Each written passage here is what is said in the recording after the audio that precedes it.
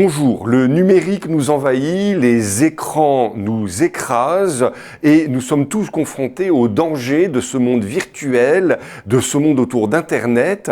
Un jeune auteur, Baptiste Destombes, vient d'y consacrer un livre, L'homme démantelé, et je suis heureux de l'accueillir aujourd'hui. Baptiste Destombes, bonjour. Alors allons droit au but.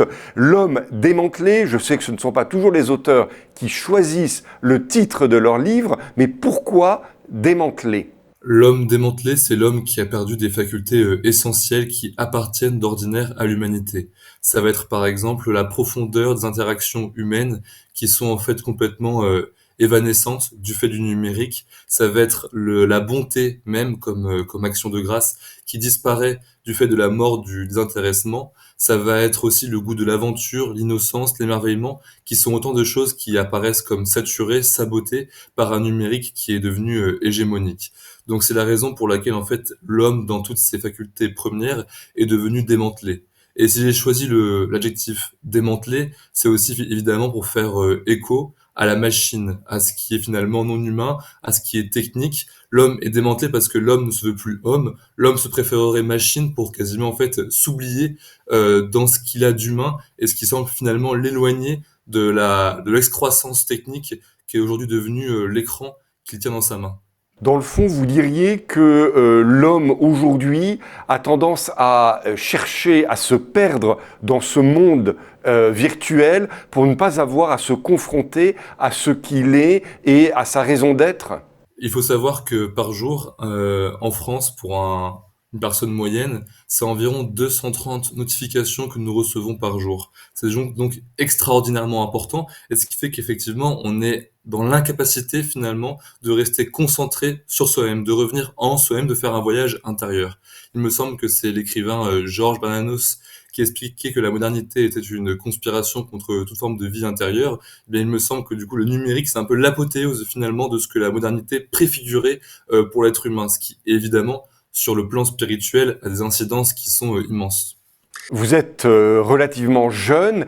Quels sont les éléments qui vous ont poussé à vous poser ces questions et à écrire ce livre ? En fait, ce qu'il faut savoir, c'est que je proviens d'une génération qu'on peut qualifier de transitoire, de probatoire, une génération finalement qui a vécu le grand test numérique pour la première fois dans l'humanité.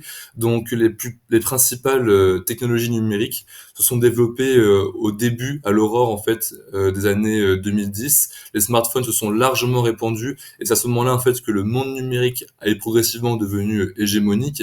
Et donc ma génération a vraiment vécu une adolescence et en gros ce qui préfigurait son âge adulte dans un monde complètement numérisé avec des applications qui progressivement prennent une place croissante dans la façon d'interagir avec son prochain, d'être au monde, etc. Donc le fait est que en voyant en fait cette transition-là, je me suis dit il y a quelque chose de grand qui se passe, grand mais dangereux aussi, et il faudrait selon moi l'évoquer, il faut selon moi poser des mots sur les mots que nous vivons, et le fait est qu'aujourd'hui il y a un sentiment partagé au sein d'une partie de la jeunesse que ce qui se passe n'est pas normal, qu'il faut agir ou du moins qu'il faut mieux comprendre le phénomène qui nous arrive et c'est la raison pour laquelle en fait ce livre-là a pour vocation d'expliquer ce qui se passe en vue, pour ceux qui le souhaitent évidemment, de s'en extirper parce qu'il me semble que c'est vraiment un enjeu systémique pour les générations qui viennent et qu'on a encore la chance, ma génération, d'avoir été transitoire, soit d'avoir connu le monde qui était pré-numérique, soit avant le numérique. Alors face à ce sentiment de submersion du numérique, est-ce qu'il y a une possibilité d'y échapper ? Parce qu'on voit bien qu'au jour le jour, on a tous besoin d'Internet pour prendre un billet de train, pour faire ses courses, que sais-je. Et deuxième question dans la même question, quel est le danger finalement le plus grave que vous y discernez ? Alors effectivement, nous sommes en grande partie contraints de subir l'envahissement numérique, le monde numérique, parce qu'il est en fait devenu essentiel pour la plupart des tâches administratives. Mais s'il se limitait aujourd'hui seulement aux tâches administratives, le numérique ne serait pas un problème, il pourrait même être un facilitateur, donc en cela, ce n'est pas condamnable. Le problème, c'est que le numérique vient prendre absolument tout le temps libre dont dispose l'être humain aujourd'hui. C'est environ 5 heures par jour dont passe un adulte en moyenne sur un écran, ce qui est considérable. Donc en cela, le numérique est devenu vraiment partout, mais plus pour des usages qui sont récréatifs, sociaux, que pour des usages qui sont fonctionnels et pratiques. Donc il faut pas se leurrer en fait. Le numérique n'est plus un outil en vue d'une fin, il est devenu la fin elle-même. Nous sommes dépendants du numérique et nous vivons pour le numérique. Et finalement, le rapport moyen-fin par rapport au numérique s'est inversé et ça pose forcément un problème. Pardon de vous couper, mais dans le fond, alors le plus grand danger, c'est cela, c'est que on est passé d'un être humain qui dominait une technique à un être humain qui est dominé par la machine et par la technique. Pour moi, c'est effectivement l'un des plus grands dangers, c'est qu'on oublie en fait que le numérique est là pour servir l'homme et pas pour l'asservir. Et j'ai le sentiment qu'aujourd'hui, en fait, l'asservissement devient beaucoup plus la norme que le service et on est quasiment tellement accoutumé à cela que assez peu finalement de voix s'élèvent et de visages se montrent.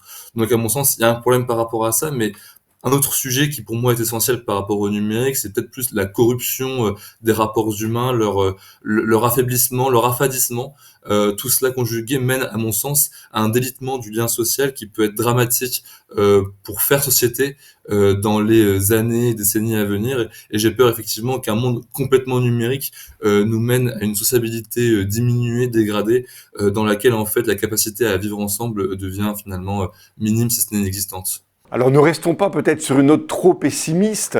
Est-ce qu'il y a des solutions? Est-ce qu'on peut trouver des remèdes pour échapper un peu à cet envahissement du numérique? Et si oui, bien dans le fond, qu'est-ce que l'on peut mettre en place? Alors déjà sur le plan individuel, il y a des remèdes qui existent pour chacun. En l'occurrence, ça peut être des choses assez simples comme mettre un minuteur sur l'application, passer l'écran en noir et blanc, mettre ces applications de téléphone sur ordinateur et ainsi ne pas être constamment à pouvoir naviguer dessus. Ce sont des manières sur le plan individuel qui fonctionnent assez bien. Restreindre le temps d'écran aussi pour ses enfants, mettre en place un contrôle parental, ça fonctionne. Ceci étant, on combat pas un mal structurel systémique par des mesures individuelles. C'est important de s'en préserver sur le plan individuel, mais c'est pas ainsi qu'on réglera une situation aussi dramatique et macroscopique. C'est la raison pour laquelle, en fait, à un moment, il faut aussi que la norme soit là. Si demain un parent venait, par exemple, à interdire à son enfant complètement l'usage d'un écran, d'un réseau social, et que ce dernier verrait dans son cadre scolaire d'autres camarades qui, eux, l'emploieraient à volo, alors forcément, il se sentirait exclu, il y aurait des demandes qui viendraient des parents, bref, la vie familiale, le foyer deviendrait un enfer et c'est pas forcément l'objectif du foyer, donc il y aurait un problème en la matière. Donc c'est la raison pour laquelle il faut aussi agir sur le plan systémique, structurel, national, et c'est là pour moi que la norme, la loi a sa place aussi, parce qu'il est question non pas seulement d'un problème sur le plan philosophique et anthropologique, mais il y a aussi un problème sur le plan de la santé publique.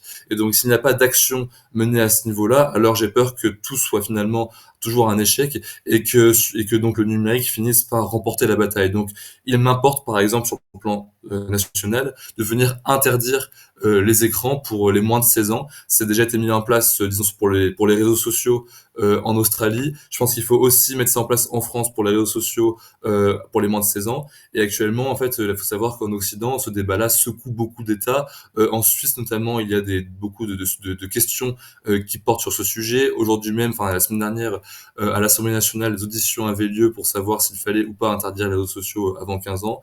Donc c'est un sujet qui monte et à mon sens, il est crucial pour protéger les générations à venir de légiférer en la matière.